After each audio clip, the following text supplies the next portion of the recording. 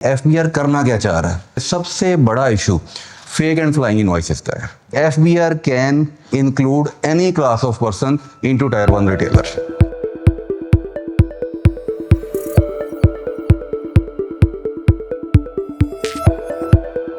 बिस्मिल्लाहिर्रहमानिर्रहीम। I am also convener CPD for PIFA. तो मैं 1-2 मिनट ज़ाया करूँगा उस्मान साहब की इजाज़त से, because it's very essential. The Galaxy of people sitting over here, I would like to thank them and appreciate them for coming all over. Chief commissioner साहब doctor शाहसान साहब, जिन्होंने बहुत मोहब्बत से और हमें टाइम दिया और कमिट किया, उन्होंने हम उनसे मिलने गए तो उन्होंने कमिटमेंट दी। टॉपिक की तरफ आते हैं। बजट में जो चीज़ें मेनली डिस्कस हुई हैं वो डिटेल से आसिम साहब ने बता दी। अब सेल्स टैक्स में बहुत सारी चीज़ें होती आ रही हैं। मैं भी कोशिश करूँगा कि मैं पहले इसका एक ना आपको क्रक्स दे दूँ कि सेल्स टैक्स में एफबीआर करना क्या चाह रहा है।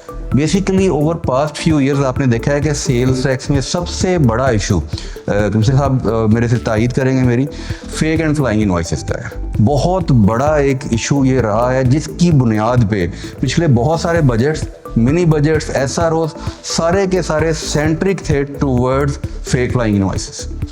इसको कवर करने के लिए इस बजट ने भी काफ़ी सारी चीज़ें चेंज की हैं। हमने इनवॉइसेस के सिस्टम को रैशनलाइज किया, उसको ऑनलाइन लेके आए, real time invoice management system लेके आए, सप्लायर वेरिफिकेशन का लेके आए, लेकिन इशू हल नहीं हो सका। तो उसको देखते हैं कि बजट में उस पर क्या चेंजिंग आई। और सेकंड जो असाइनमेंट आसिफ साहब ने मुझे दी, फेसलेस एक बहुत बड़ा टॉपिक है। इस पर रिसेंटली अभी कल ही कुछ उसका जो सेंटर बना है जो कि उसको मैनेज करेगा, गवर्न करेगा और किस तरह से उसकी फॉर्मेशन होगी, वो भी कल उन्होंने जारी कर दिया है सब। सबसे पहले जी, किसी भी एक्ट की बुनियाद डेफिनेशन क्लॉज बड़ा इंपॉर्टेंट है। डेफिनेशन क्लॉज, इसमें कुछ ऐसी चेंजेस आई हैं इस दफ़ा जो कि बहुत ही क्रिटिकल हैं। अब देखिए, सबसे पहला ही नाम एडवांस रिसीट इनवॉइस, इसको हम आगे जाके थोड़ा डिस्कस भी करेंगे। ये इनवॉइस है जिस पे एक आपके क्वेश्चन का आंसर है। डेफिनेशन में आपके क्वेश्चन का आंसर इस तरह से है कि advance receipt invoice mean the invoice in the format as may be notified by the board. तो बहुत सारे लोगों का ये क्वेश्चन था फौरन सुनते हुए कि ये कैसे बनेगी, फिनिश गुड्स का स्टॉक घर पड़ा है, हम उसकी इनवॉइस कैसे इशू करेंगे। तो इसकी डेफिनेशन को पढ़ें, it will be notified by the board. Second, इसके अंदर 1AAA एल्गोरिथमिक सेटलमेंट मैकेनिज्म, ये 47AA में आगे जाकर डिटेल थे, इसको भी पढ़ेंगे कि ये क्या कहना चाह रहा है। इलेक्ट्रॉनिक इनवॉइसिंग सिस्टम डिफाइन कर दिया गया है। अच्छा, ये ऑलरेडी कुछ हद तक सिस्टम ऑपरेशनल था POS की शक्ल में, डिजिटल इंटीग्रेशन की शक्ल में, उसको अब डेफिनेशन में डाल दिया गया है। क्योंकि आप जानते हैं कि FBR के बहुत सारे केसेस जिस पे हमने बड़ी बहस भी की है, वो 2014, 2021 से लड़ते रहे हैं, हम बड़े सालों से लड़ रहे हैं और बहुत ज़्यादा लिटिगेशन इन पे हुई है, तो उसको उन्होंने इसके अंदर डाल दिया है। सेक्शन 2 में ही एक फर्दर 17 क्लॉज के बाद 17A क्लॉज इंसर्ट किया गया है। ये वो बात है जो हम पहले डिस्कस कर रहे थे, national faceless centre section 32C में डिफाइन किया गया है। अच्छा, ये पैरेलल चलेगा चूँकि सिमिलर है इनकम टैक्स में भी, सेल्स टैक्स में भी, तो हम इसको डिटेल से आगे जाके डिस्कस करेंगे। इसमें लिटिगेशन कैसे होनी है, एडजुडिकेशन कैसे है, नोटिस, अपील्स, पूरा मैकेनिज्म हम डिस्कस करते हैं आगे जाके। प्रोडक्शन मॉनिटरिंग सिस्टम, हमारे प्रेसिडेंट साहब इस पे बड़े कंसर्न है, कल भी हम इस पे गुफ्तगू कर रहे थे कि ये क्या करने जा रहे हैं हमारे साथ। अब लाइसेंस इंटीग्रेटर्स हैं, उनकी चार्जेस बड़े ज़्यादा हैं, लेकिन ये एक सीरियस कंसर्न भी है। रेवेन्यू मेयर्स में ये बड़ा एक सीरियस कंसर्न है, बिकॉज जब से ये alternate sources of energy available हुए हैं तो प्रोडक्शन मॉनिटरिंग का जो एक पैरामीटर हमेशा से यूटिलिटी रहा है वो अब डिस्टर्ब हो गया है। तो उसको कोप करने के लिए FBR ने पिछले 2-3 साल की कोशिशों के बाद अब इसको कानून का हिस्सा बना दिया है प्रॉपर, कि जो आपकी प्रोडक्शन एक्टिविटी है उसको प्रॉपर मॉनिटरिंग करने का एक मैकेनिज्म है। इसमें कैमरास, डिजिटल इनवॉइसिंग और वो सारा सिस्टम एक पूरा के पूरा डिफाइन हो गया। 43A, अच्छा ये बड़ी मज़े की चीज़ है। आदिल साहब ने एक बड़ी अच्छी बात की कि पिफा को उन्होंने कॉन्ग्रेचुलेट भी किया इस बात पे कि आपने बिल पे बात की है एक्ट बनने के बाद। इसमें कुछ चीज़ें जिन प्रपोज हुई थी वो ख़त्म हो गई हैं, मैंने आप देखें रेड किया हुआ है। ये रिटेलर्स की कुछ कैटेगरीज हैं जिनको ये डिफ़ाइन कर रहा है। अगर आप नीचे आ जाएं, जो ग्रीन पोर्शन है, तो आपको नज़र आएगा कि एक्ट ने सब क्लॉज GB ऐड किया है, वो टर्नओवर जिनका रेवेन्यू 200 मिलियन से अबव होगा। यहाँ पे एक कंडीशन थी, पीओएस लगाने की एक कंडीशन थी कि आपका 236 जीएच में टैक्स अगर 2 लाख 1 लाख आ गया कट जाएगा, चेंज होती रहती है लिमिट, वो लिमिट को ख़त्म कर दिया गया है। लेकिन नीचे एक एफबीआर को इख्तियार भी दिया गया सबसे एंड पे कि एनी क्लास ऑफ पर्सन, यानी अब इंटीग्रेशन एक तरफ तो आपने सेल्स टैक्स में मैंडेटरी करा दी, तो वो लोग जो कि सेल्स टैक्स में रजिस्टर्ड होंगे जैसे डिस्ट्रीब्यूटर्स हैं, तो वो तो ऑटोमेटिकली फॉल कर जाएंगे उसके अंदर, यानी उन्होंने डिजिटल इंटीग्रेशन करवानी ही करवानी है।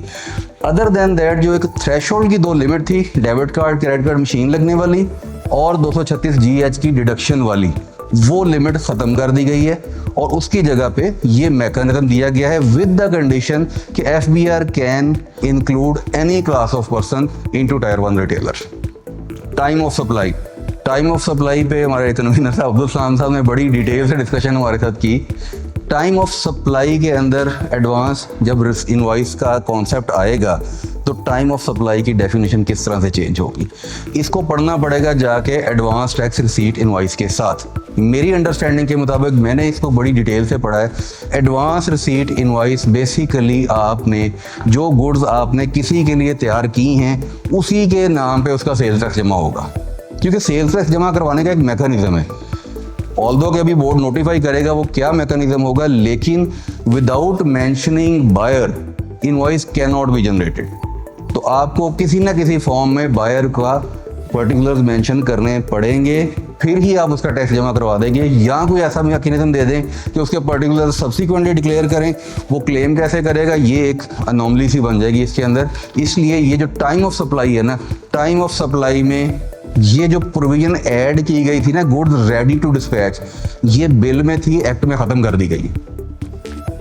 यानी गुड्स रेडी टू डिस्पैच की प्रोविजन प्रपोज की गई थी, ये एक्ट में ख़त्म कर दी गई है। सो हम वो एडवांस टैक्स रिसीट पे जाएंगे। टाइम ऑफ सप्लाई की डेफिनेशन के अंदर जो चेंज एक्सपेक्ट की जा रही थी वो ख़त्म हो गई। वैल्यू ऑफ सप्लाई, अच्छा वैल्यू ऑफ सप्लाई में एक बड़ी मज़े की चीज़ है, ये कोरिलेट करेगी आगे जाके जब हम कंजम्पशन को पढ़ेंगे। कंजम्पशन के अंदर इन्होंने एक बड़ा मैकेनिज्म दिया है कि अब ऑफिसर और जो एफबीआर के ऑफिसर हैं वो अपॉइंट कर सकेंगे कॉस्ट अकाउंटेंट्स को, जो कि कैलकुलेट करके देंगे आपको, कंजम्पशन कैलकुलेट करके देंगे, जहाँ पे टेक्निकल डाटा होगा वो although with the approval of chief commissioner या कमिश्नर जो भी उसका मैकेनिज्म है, लेकिन वो आएगा। अब ये नोटिफाइड कैसे हो रही है, डेफिनेशन इसमें क्या है कि value notified by Pakistan bureau of statistics. ये कहाँ पे ज़्यादा इसमें मेंशन किया गया है यूज्ड व्हीकल के ऊपर। इसमें वर्ड अब देखें, लॉ में उन्होंने मेंशन कर दिया है कि यूज्ड व्हीकल जो है उसकी जो वैल्यूएशन है वो थर्ड पार्टी से करवाई जाएगी।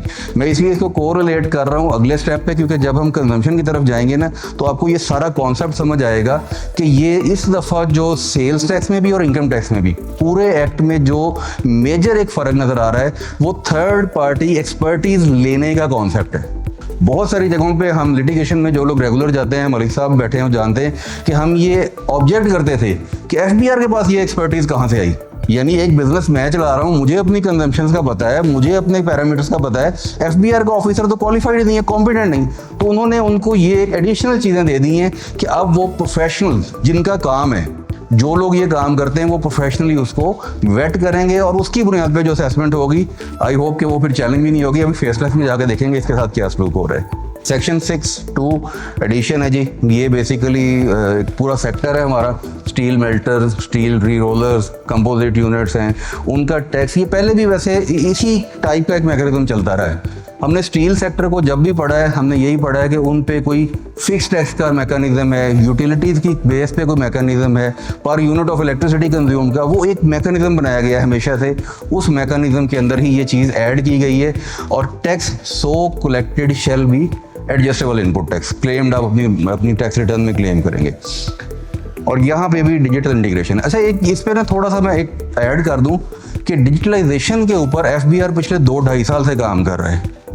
खान साहब जानते हैं कि हमने पाकिस्तान टैक्स बार के फॉर्म पे 2-3 दफ़ा ये चीज़ें सेमिनार्स की शक्ल में प्रेजेंट की हैं कि एफबीआर किस किस तरह से अपनी कौन कौन सी चीज़ को डिजिटल कर रहा है और आपको उसके साथ अलाइन कर रहा है। जिसमें पीओएस कभी स्टार्ट हुआ था, अब तो इंटीग्रेशन में बहुत ज़्यादा चीज़ें आ गई। 2024 में एक आया था जिसमें इनकम टैक्स के लोगों को इंटीग्रेट करने का था, फिर वो फॉलोअप नहीं हुआ, फिर वो दोबारा से एक नए एसआरओ की शक्ल में 2025 में आया, जिसको अब आज की शक्ल में हम देख रहे हैं। 8B जी, 8B बड़ा मज़े का सेक्शन है, हमेशा से इसमें बड़ी बहस होती रही है कि 8B में जी लोगों को समझ नहीं आती है। ये जनरल जो लोगों की अंडरस्टैंडिंग के लिए ना 8B का टैक्स उनको समझ नहीं आता, बहुत सारे लोगों को। ये 90% हम जो इनपुट एडजस्ट करते हैं वो किस तरह से है और क्यों है और उसका कैरी फॉरवर्ड क्या होगा, क्योंकि इस पर भी वही बात आ जाती है कि इस पर अगर आपकी एक्सेसिव कंजम्पशन है और आप रिफंड के लिए जाते हैं तो वो रिफंड लेना नियर टू इम्पॉसिबल हो जाता है, क्योंकि वो समझाना ही मुश्किल हो जाता है कि जी मेरा तो मार्जिन ही 5% बचा था या मैं उस में फॉल नहीं करता।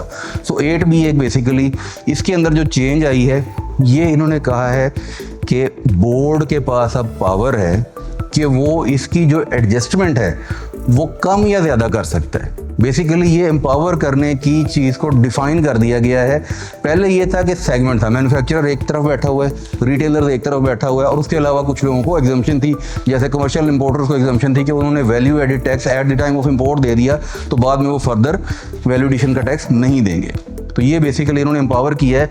लेकिन इसके अंदर भी आप देखें, फर्दर आगे चीज़ देखिए, किन लोगों पे ये चार्ज होगा हायर रेट, क्योंकि बोर्ड ने हमेशा बढ़ाना है ना, कम तो नहीं करना है, ये तो जनरल अंडरस्टैंडिंग है। तो किन लोगों पे होगा, जो कि नॉन कंप्लायंट होंगे। कहाँ पे? प्रोडक्शन मॉनिटरिंग में, डिजिटल इनवाइसिंग में।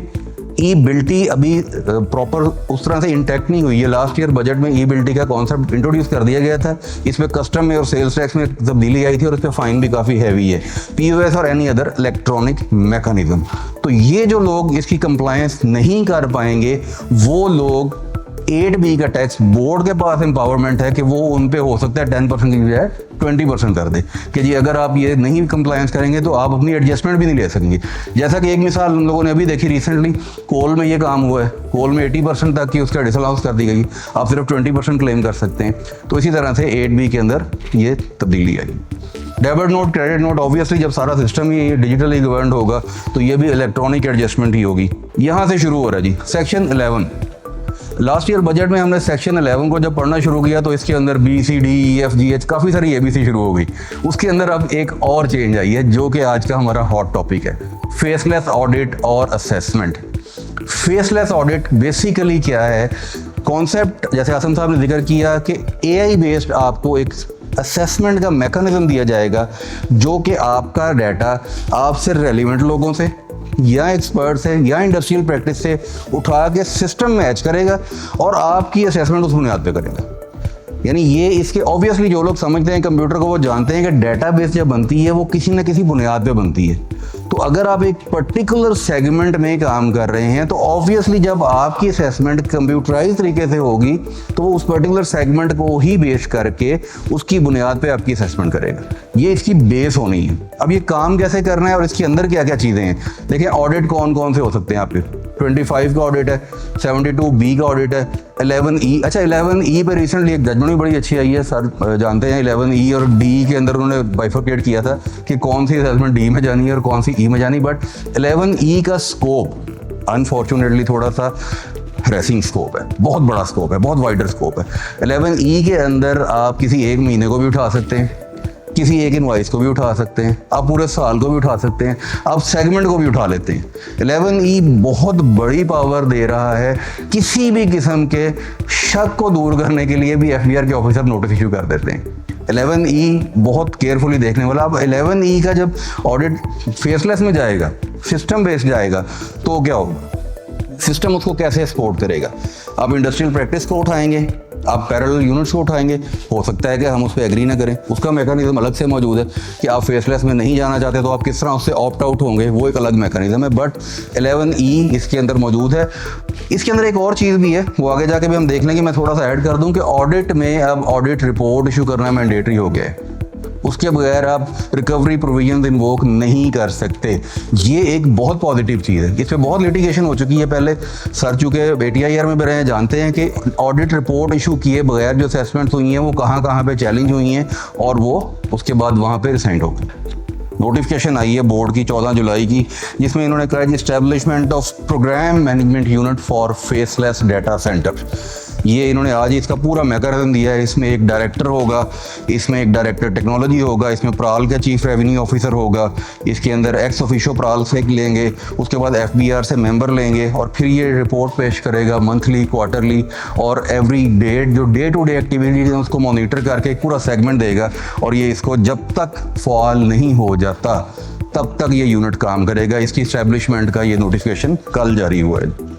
अनदर वेरी इंपॉर्टेंट, इसमें D registration, black listing, suspension की कार्रवाइयों में बड़े हम ऑब्जेक्शन करते रहे हैं। अब इसके अंदर एक चीज़ आप देखें, ये ग्रीन हाईलाइट हुआ है कि जो लोग failure to integrate invoicing system, electronic invoicing system, वो भी यहाँ पे इसके अंदर फॉल करेंगे। नीचे आप देखिए compliance with provisions of 23(5), 23(6) and 40C monitoring tracking जो है, डिजिटल इंटीग्रेशन और मॉनिटरिंग ट्रैकिंग आप किसी भी जगह पे फेल होते हैं तो आपकी रजिस्ट्रेशन सस्पेंड, ब्लैकलिस्ट या डी रजिस्टर तक की कार्रवाई हो सकेगी इसकी नॉन कंप्लायंस पे। ये कानून का हिस्सा बना दिया गया। टैक्स इनवॉइसेस, टैक्स इनवॉइस चूंकि एक बेस है जहां पे आप डिजिटल इंटीग्रेशन में जाएंगे। डिजिटल इंटीग्रेशन का सबसे पहला स्टेप क्या है? टैक्स पेयर का सबसे पहला स्टेप टैक्स इनवॉइस है। आप कंप्यूटराइज्ड QR कोड के साथ एक digitally integrated real time reporting sales tax invoice issue करते हैं। बेसिकली ये पहला मैकेनिज्म, इसको लॉ में डिफाइन कर दिया गया है, जहाँ पे आपके पास सेल्स टैक्स में रजिस्ट्रेशन का और जो एक सबसे पहला प्राइम ऑब्जेक्टिव आता है वो होता है to hold a valid input tax invoice, sales tax invoice. तो वो जो वैलिड सेल्स टैक्स इनवॉइस थी उसके अंदर इन्होंने उसकी वैलिडिटी को इंटीग्रेट कर दिया है विद डिजिटलाइजेशन। अच्छा, यहाँ पे आप देखें कि जो इंसर्शन हुई थी सेक्शन 21AA में, एडवांस रिसीट इनवॉइस, मैंने अगेन यहाँ पे नोट डाउन किया है कि format will be notified by the board. Audit जी, ऑडिट में ये हमने थोड़ा सा जिक्र शुरू में किया कि ऑडिट के अंदर जो चेंजिंग आई है, यहाँ पे री ऑडिट वैसे एक बड़ी क्वेश्चनेबल चीज़ है, बहुत बड़ी क्वेश्चनेबल चीज़ है कि अगर आप एक दफ़ा थर्ड पार्टी ऑडिट करवा लेते हैं तो हमारे जो लोग प्रोफेशनल बॉडीज से हैं वो जानते हैं कि ICAP का जब ऑडिट हो गया तो उस ऑडिट के बाद उसका री ऑडिट कैसे होगा और पहले ऑडिटर पे क्या क्वेश्चन मार्क आप रेज करेंगे और किस तरह से उसको लेके आगे चलेंगे। तो यहाँ पे आप अगर पढ़ें तो जो अमेंडमेंट आई है वो री audit of its account by accountant और री valuation of inventory by cost accountant. अच्छा, एक तो वैल्यूएशन या अकाउंट्स मैंने दिया है ना, मैंने बना के दिए, उसको तो आप रीवैल्यू करवा लेंगे, लेकिन उसको दोबारा से भी क्या करवा सकेंगे, ये क्वेश्चन मार्क है। कानून की वर्डिंग आपको सेकेंड टाइम उसकी वैल्यूएशन या ऑडिट का भी प्रोविजन दे रही है। दिस इज समथिंग जिसको बहुत केयरफुली देखना है और ये एक बड़ा क्वेश्चन मार्क है। लेकिन इसके अंदर एक प्री कंडीशन लगा दी है थैंकफुली कि ये प्रायर अप्रूवल होगी चीफ कमिश्नर की और एक आपको अपॉर्चुनिटी भी दी जाएगी, यानी आपको नोटिस दिया जाएगा अपॉर्चुनिटी ऑफ बीइंग हर्ड, और ये जो ऑडिट है ये भी ऑडिट रिपोर्ट के इशू होने के बाद ही कंक्लूड हो पाएगा। यानी ये नहीं होगा कि आपको एक ऑडिट इशू किया गया और उसके अगेंस्ट ही आपके खिलाफ रिकवरी प्रोसीडिंग शुरू होगी, सबसे पहले उसकी ऑडिट रिपोर्ट जारी की जाएगी। Faceless jurisdiction 30AA, national faceless data centre के फंक्शंस मैंने थोड़े से बता दिए। एल्गोरिथमिक ये मैकेनिज्म होगा, मैंने अपनी अंडरस्टैंडिंग के मुताबिक एक आपको चीज़ बताई कि 2-3 पैरामीटर्स बनते हैं। एल्गोरिथम क्या है? एल्गोरिथम यही है कि लाइक माइंडेड या लाइक फील्ड इंडस्ट्रियल यूनिट्स होंगे, मेरे सेक्टर के लोग होंगे, या कोई उसका स्टैंडर्ड प्रैक्टिस, इंडस्ट्री प्रैक्टिस होंगी। एक दौर में यहाँ पे NTU एक इदारा है, वो इंडस्ट्रियल नोट्स जारी किया करता था, उसके अंदर वैल्यूडेशन का एक कॉन्सेप्ट हुआ करता था। ये पुरानी बात है, अभी बोर्ड ने भी कुछ सेक्टर्स में वैसे नोटिफाई किया हुआ है वैल्यूडेशन को। तो ये जो बेसिकली काम होगा, फेसलेस ज्यूरिसडिक्शन जब बन जाएगी तो इसके अंदर आपकी एल्गोरिथमिक जो है वो स्पेसिफाइड पर्सन बेस ये निकालेगा। दैट मीन्स अब जो इसकी अंडरस्टैंडिंग है कि वो ही डिसाइड करेगा कि किस तरीके से इसका किस। अच्छा, ये इसमें एक बड़ी इंटरेस्टिंग चीज़ है जो कि बताई गई है बोर्ड की तरफ से कि फेसलेस डाटा सेंटर में या फेसलेस ऑडिट में you don't know who is sitting behind the camera, कि आप अगर आवाज़ भी होगी तो that would be changed by some computer system, so you don't recognise who is sitting on the other side of the camera. इसकी confidentiality और identity of authority उसको सिक्योर किया जा रहा है। Jurisdiction section 30, delegation of powers, जो कि बड़ा क्वेश्चनेबल इशू होता है कि हमारे ऑफिसर फटाफट वो डेलीगेशन लेके और वो जहाँ पे लिमिट आ जाती है, फिस्कल लिमिट आ जाती है, मॉनेटरी लिमिट आ जाती है, वो उसको लेके तो उसको जारी कर दे। तो इन्होंने उस सारे इशू को यहाँ पे कवर करने की कोशिश की है। अच्छा, ये मुझे लगता है बात बात हम लोग चूँकि लिटिगेशन में जब जाते हैं ना तो board is very quick learner, वो फ़ौरन देखते हैं कि यार इन्होंने ये पॉइंट चैलेंज किया है ना तो इसको कवर कर लें।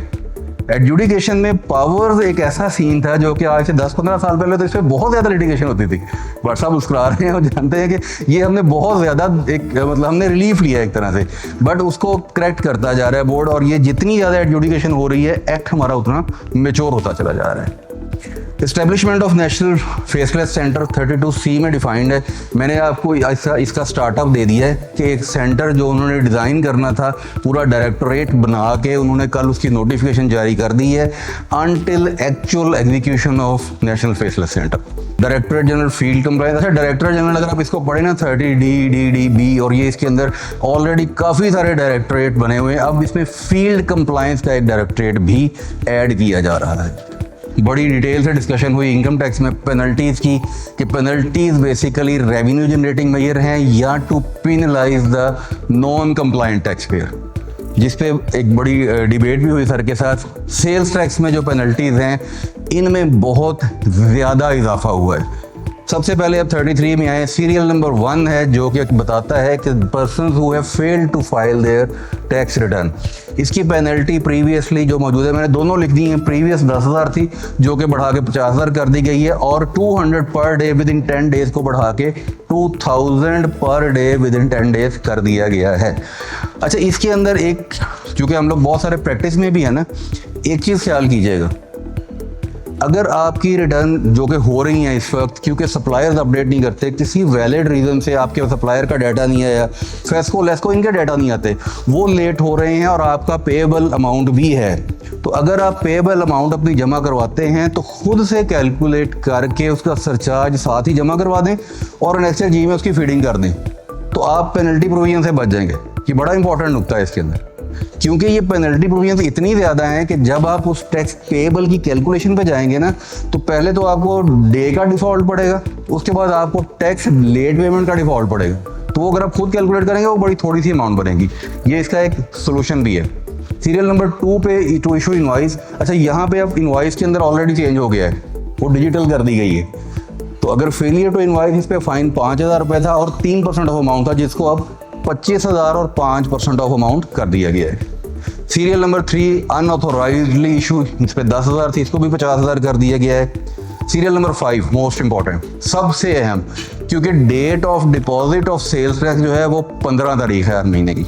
अगर आप 15 तारीख को टैक्स जमा नहीं करवाते और 16 पे चले जाएंगे तो आप पे ये पेनल्टी प्रोविजंस लग जाएंगी, जो कि 10,000 और 5% और 500 पर डे विद इन 10 ये डेज था, वो बढ़ा के अब 50,000 और 5% कर देंगे। इसका एक बड़ा इंटरेस्टिंग आउटकम निकलेगा, आपकी रिटर्न भी लेट हुई, आपका टैक्स भी लेट हुआ, तो दोनों तरफ से 50,000 की हिट पहले दिन ही आपको हो जाएगी। तो कोशिश ये करनी है कि अब इसको कैसे कवर करना है, क्योंकि पीछे सप्लायर भी यूज तो नहीं है, आपकी इनपुट ही नहीं आती, आप आउटपुट कैसे देंगे। ये बड़ा एक जेन्युइन मसला है, क्योंकि पूरे का पूरा मुल्क ही अब 15-20 दिन 30 दिन 35 दिन पीछे चल रहा है, तो आप कैसे इसको कवर करेंगे, this is a very important thing. Serial number 7 registration के लिए था जी। रजिस्ट्रेशन अगर आप नहीं करवाते तो 10,000 जुर्माना था, उसको भी बढ़ा के 50,000 कर दिया गया है। फाइन की शरह 5% ही रखी गई है।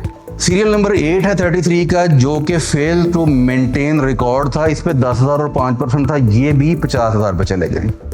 25 बड़ा इंपॉर्टेंट है। फिर 25 सीरियल नंबर पे वो लोग थे जो कि डिजिटल सिस्टम में जिसका हमने पूरा जिक्र किया कि कौन कौन से डिजिटल इंटीग्रेशन के मैकेनिज्म है, उनमें इंटीग्रेशन नहीं करवा रहे थे, उन पे था 1 मिलियन और 2 माह के बाद सीलिंग। इसका स्कोप बढ़ा दिया गया। फर्स्ट डिफॉल्ट में 1 मिलियन है, 1 महीने के बाद 5 मिलियन है और उसके बाद सीलिंग विदाउट पेनल्टी है। ये इसके अंदर बड़ी मेजर चेंज है। अब 1 मिलियन के बाद जो नेक्स्ट नोटिस है वो 5 मिलियन का है 1 महीने के बाद। 29 है जी सीरियल नंबर, इसमें था जी टैक्स इनवॉइस जो कि फेक फ्लाइंग, जिसका हम जिक्र कर रहे थे कि ये एक नई इंसर्शन है। ये 33 में ये पेनल्टी पहले नहीं थी, ये फर्स्ट टाइम ऐड की गई है। इसके अंदर आप देखें कि सबसे पहली पेनल्टी है equal to the amount of tax. Second है कि उसका नाम publicly accessible simulated invoice issuer register जो कि एफबीआर मेंटेन कर रहा है उसमें डाल दिया जाएगा। उसकी इनपुट जो किसी ने अगर ले ली है किसी आगे बंदे ने, वो रिवर्स कर दी जाएगी और अगर वो पेनल्टी और सरचार्ज जमा करवा देगा तो उस रजिस्टर से उसका नाम निकाल दिया जाएगा। अब ये रजिस्टर जो मेंटेन किया जाएगा, क्या ये पब्लिकली अवेलेबल होगा, ये भी एक क्वेश्चन है जो कि मोस्ट लाइकली शायद अवेलेबल हो। 40C सर, 40C के अंदर ऑलरेडी बहुत ज़्यादा मेरा ख्याल ये ऐसा सेक्शन है जो हर किसी को ज़ुबानी याद है। इसमें भी इलेक्ट्रॉनिक और डिजिटल जो इंटीग्रेशन वाला एक सेगमेंट है उसको इसके साथ ऐड कर दिया गया है। अच्छा, इसमें जो सेकंड पॉइंट है ना, ये बड़ा इंपॉर्टेंट है। सेकंड पॉइंट इंपॉर्टेंट इसलिए है कि ये जो एफबीआर के अथोराइज्ड लाइसेंसेस हैं, जो एफबीआर के अथोराइज्ड लोग हैं जो ये इंटीग्रेशन करेंगे, जिसमें पर्टिकुलरली प्रोडक्शन मॉनिटरिंग सिस्टम है, अब उसकी कॉस्ट जो अभी तक की मार्केट की न्यूज़ है वो बहुत ज़्यादा है, जबकि वो सिस्टम जो है उसकी इन इटसेल्फ कॉस्ट शायद उससे 5 टाइम्स या 10 टाइम्स कम है। तो ये एक ऐसा क्वेश्चन है जो कि अभी शायद एड्रेस होगा, फर्दर इस पे बात होगी कि जो एक सिस्टम 5 या 7 लाख रुपए का है, वो जो लाइसेंस इंडिकेटर है वो उसका 50 लाख रुपए डिमांड कर रहा है। ये एक सीरियस इशू है। न्यू इंसर्शन है जी 40C, seize and confiscate taxable goods कब होंगी? That are manufactured, produced, transported, supplies otherwise dealt without tax stamp, banderole, sticker, label, barcode और compliance with system monitoring. In addition उसके जो vehicle है, जिस गाड़ी पे वो गुड्स ट्रैवल कर रही हैं या जिस कन्वेंस पे वो जा रही हैं, वो भी, ये बड़ी इंपॉर्टेंट चीज़ है कि ना सिर्फ वो अशिया बल्कि उसका कैरियर भी इसके अंदर शामिल कर दिया गया है। 40F अनदर न्यू इंसर्शन बड़ी इंपॉर्टेंट है। अब उसका डिस्पोजल का मैकेनिज्म क्या होगा? Public auction including electronic means like जो पब्लिक प्रोक्योरमेंट रेगुलेटरी पेपरा का एक सिस्टम चल रहा है उसके तहत होगी। Sale proceeds shall first be applied towards auction expense followed by payment of sales tax, यानी अब वो जो रिकवरी हो रही है उन कॉन्फिस्केटेड गुड्स से, वो उसमें से उसका करेंगे क्या? सबसे पहले ऑक्शन के एक्सपेंस निकालेंगे, उसके बाद सेल्स टैक्स जमा कराएंगे, गवर्नमेंट ड्यूटीज जमा करवाएंगे, पेनल्टीज, डिफॉल्ट, सरचार्ज जमा करवाएंगे एंड बैलेंस इफ एनी। ये बड़ा इंटरेस्टिंग है, इस पर बड़ी बात हो सकती है कि वो अगर होगा तो वो 6 माह के बाद टैक्स पेयर को वापस कर दिया जाएगा। गाड़ी भी पकड़ ली है उसकी सर, चीज़ें भी पकड़ ली हैं, और उसके बाद जो होगा वो देखिए कि उसको 6 माह तक का टाइम पीरियड देने की क्या रीज़न है। पेनल्टी और टैक्स तो एक दिन में कैलकुलेट हो जाएगा, तो अगर पेनल्टी टैक्स लेना है वो उसको सेल कर दिया आपने, तो बाकी पैसे उसको रिफंड कर दें। फेसलेस अपील सर, उसी सिलसिले की अगली कड़ी कि अपील्स जो हैं वो भी नेशनल फेसलेस सेंटर के थ्रू अब होंगी, जो कि हमने पीछे पूरा मैकेनिज्म देखा कि किस तरह से बनेगा, उसकी फॉर्मेशन आ गई। उसके अंदर कुछ चीज़ें अभी नोटिफाई होने वाली रहती हैं जो कि बोर्ड आने वाले दिनों में नोटिफाई करेगा। Algorithmic dispute settlement mechanism 47AA, technology driven resolution mechanism आ रहा है सर 11D और 11E। ये मैंने पहले बात की थी कि जो ऑर्डर्स आपने करने हैं 11D और 11E का स्कोप ऑलरेडी 11E का बहुत बड़ा है। इसमें जो आपने फैक्टर्स देखने, रजिस्टर्ड पर्सन की कंप्लायंस हिस्ट्री। अच्छा ये देखें, एक हिंट दिया है एफबीआर ने, फेसलेस जहाँ पे सिस्टम आपका रन होना है ना, वहाँ पे एक आपको हिंट मिल गया है कि registered person compliance history. That means now at least board has recognized that these persons are compliant taxpayers historically. So faceless data centre या AI बेस्ड डाटा सेंटर बनेगा, उसके अंदर आपको एक हिंट मिल रहा है यहाँ पे कि वो लोग जो कि कंप्लायंट टैक्स पेयर है उनको अब कैटेगराइज किया जा रहा है उनके साथ जो कि नॉन कंप्लायंट टैक्स पेयर है। रजिस्टर्ड पर्सन को ऑफर की जाएगी जी विद इन 10 डेज, अगर वो ये सेटलमेंट एक्सेप्ट करता है या नहीं करता, वो एक मैकेनिज्म उसका आ जाएगा। Independent case scrutiny committee sir ने बड़ी डिटेल से डिस्कस कर दी है, इसमें कौन कौन लोग होंगे वो भी उन्होंने बता दिया है। वो चूँकि इनकम टैक्स में था वो as it is sales tax में भी सिमिलर है। नाउ कम्स मोस्ट इम्पॉर्टेंट, और हम लोग अगर इसमें थोड़ा सा कहें कि बोर्ड का ये फेलियर है to collect tax from these persons, 3rd schedule के अंदर जो एक लंबी लिस्ट ऐड कर दी गई रिटेल प्राइस, इसका इम्पैक्ट बेसिकली जनरल पब्लिक पे आता है। जब आप 3rd शेड्यूल में हर आइटम डाली जा रहे हैं, that means indirectly you have accepted के एफबीआर का मैकेनिज्म या machinery have failed to collect tax from these persons. तो आपने सारे का सारा बोझ मैन्युफैक्चरर पर डाल दिया, और मैन्युफैक्चरिंग के बाद जो अगले सेगमेंट में लोग बैठे हैं, डिस्ट्रीब्यूशन में बैठे हैं, होलसेल में बैठे हैं, रिटेल में बैठे हैं, उनसे आप टैक्स कलेक्ट नहीं कर पा रहे, तो आपने एक फिक्स टैक्स एक तरह से लगा दिया है जो कि पीछे से ही कलेक्ट होगा, जिसका इम्पैक्ट अल्टीमेटली ऑब्वियसली महंगाई की शक्ल में। फिर बहुत सारी चीज़ें आ गई हैं, आप देखें ये लंबी एक लिस्ट है जो कि सीरियल नंबर 56 से शुरू हो रही है। वेजिटेबल, एनिमल फैट हैं, शुगर, कन्फेक्शनरी एंड ब्ला ब्ला, बहुत सारी चीज़ें, फुटवेयर है, बाथरूम एसेसरीज हैं, काफ़ी लंबी सारी चीज़। 6th शेड्यूल जी, नई एग्जाम्पशंस कुछ अलाउ की गई हैं, ऑल्दो के कोई फैसिनेटिंग एग्जाम्पशन नहीं है कि जो हम देखेंगे यार ये चीज़ एग्जाम्प्ट हो गई है या ये चीज़ नहीं हुई है। वीट एंड राइस में हमें import lease of aircraft parts हैं उसके अंदर, कॉन्ट्रासेप्टिव्स हैं, फीमेल सैनिटरी पैड्स हैं, इंपोर्ट ऑफ टैंकर्स हैं, ड्रैगर्स, फ्लोटिंग और सब में से, बुलेट प्रूफ गाड़ियाँ। अच्छा ये कुछ चीज़ें ना सोशल मीडिया की हाइप का दौर है ना, तो लोग कुछ एक आधी चीज़ उठा लेते हैं, तो बुलेट प्रूफ गाड़ियों पे आजकल सोशल मीडिया पे काफ़ी हाइप चल रही है कि जी इसको कोई एग्जम्पशन दे दी गई है, तो ये वो वाली एग्जम्पशन है जी। लेकिन अगर आप इसको पूरा पढ़ें, by federal government for logistics relating to Shanghai cooperation organisation summit subject to prior approval from relevant ministries. तो ये कवर्ड है एक मखसूस सेगमेंट के लिए, ये नहीं है कि कोई भी बंदा जाएगा जी मुझे बुलेट प्रूफ गाड़ी दे दें तो उसको एग्जम्पशन मिल जाएगी। टेबल 1/6 शेड्यूल का, इसके अंदर थोड़ी सी एग्जम्पशन हुई है, न्यूज़ प्रिंट्स हैं, बुक्स हैं, मैगजीन्स हैं, एक्सक्लूडिंग ब्रोशर्स और लीफलेट्स है।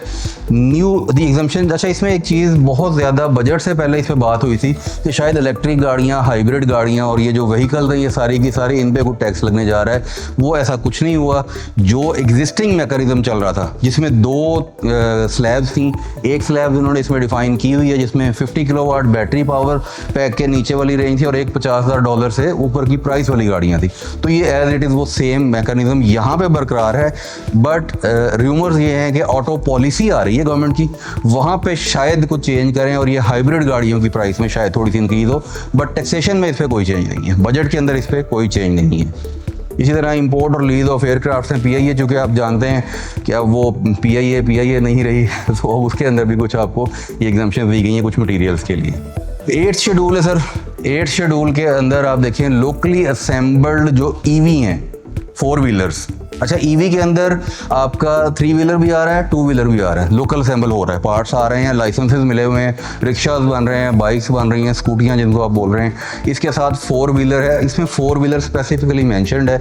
उसका जो सेल्स टैक्स है 1%, वो 30 जून 27 तक बरकरार है। ट्रांसपोर्ट बसेज हैं जो 25 सीट और मोर जो हैं उन पे भी सेल्स टैक्स 1% ही बरकरार है। 9th शेड्यूल जी, फैसिलिटी एक दी गई है कि आप जो मोबाइल फ़ोन लेके आते हैं और उस पर जो टैक्स अदा करते हैं, PTA का एक टैक्स है, वो अदा करने में एक फैसिलिटी दी गई है। उसमें 1 साल के अंदर अंदर आप उसको अब इंस्टॉलमेंट्स में पे कर सकते हैं। इसका मैकेनिज्म कैसे होगा? अगर आप जुलाई में करना चाहते हैं तो आपको 12 इंस्टॉलमेंट मिलेंगी, अगर आप दिसंबर में करना चाहते हैं आपको 6 इंस्टॉलमेंट मिलेंगी, अगर आप मई में करना चाहते हैं आपको सिर्फ 2 इंस्टॉलमेंट मिलेंगी, और अगर आप जून में करना चाहते हैं तो आपको यकमुश्त करना पड़ेगा। इसके अंदर ये कंडीशन है कि ये उसी साल के अंदर आपने अदा करना है। अच्छा ये जो नोटिफाइड है, इसकी जो ये मैकेनिज्म है, ये आप देखें कि ये इन्होंने दिया हुआ है, PTS device identification registration and blocking system जो है उसके तहत ये अदा किया जाएगा। वर्ड मैंने ग्रीन किया हुआ है, before the end of financial year. That means कि जब भी आप शुरू करेंगे अगले 30 जून से पहले पहले आपको उसकी इंस्टॉलमेंट्स कंप्लीट करनी होंगी। 11th schedule sir, 11th schedule में बड़ी इंपॉर्टेंट एक चेंज है। अनरजिस्टर्ड से जो परचेज़ की जाती थी ना, वहाँ पे कंपनीज पे था कि वो अनरजिस्टर्ड परचेज़ का 5% टैक्स जमा करवाएंगे। उसके अंदर अब इंडिविजुअल और AOPs को भी ऐड कर दिया गया है। यानी अब इंडिविजुअल और AOP भी जो अनरजिस्टर्ड की परचेज़ है वो मैंडेटरी है कि अपनी रिटर्न में डिक्लेयर भी करें और उस पर 5% टैक्स भी अदा करें, जैसा कि कंपनीज पहले कर रही थी। एक बहुत इंपॉर्टेंट और बड़ी मज़े की चीज़ है, मेरा ख्याल है इस पर मुझे भी हेल्प लेनी पड़ेगी शायद आसिम साहब की, कि उन्होंने विद होल्डिंग टैक्स को 4 टाइम्स कर दिया है टॉल मैन्युफैक्चरिंग के लिए। ये वर्ड 4 टाइम्स है, इसको मेरा ख्याल पैनल डिस्कशन का क्वेश्चन में रख लेते हैं, इस पर ज़रूर बात करेंगे। मैंने नीचे स्क्रीनशॉट भी लगा दिया है ताकि एग्जैक्ट वो जो वर्ड लिखे हुए हैं लॉ में, जो फाइनेंस एक्ट है उसके अंदर जो वर्ड हैं वो देखिए, 4 times of the tax charge on conversion charge. अब 4 टाइम्स क्या के बनेगा, वो 72% बनेगा या किस तरह से बनेगा, ये एक बड़ा इंटरेस्टिंग क्वेश्चन है। 12th शेड्यूल जी, मैन्युफैक्चरर और इम्पोर्टर जो कि वैल्यू एडिशन, अच्छा ये थोड़ा सा एक ना सेग्रीगेट किया गया, वो मैन्युफैक्चरर जो कि कोई ऐसी चीज़ मंगाते हैं जो कि उन्होंने सेम स्टेट में सेल कर देनी है।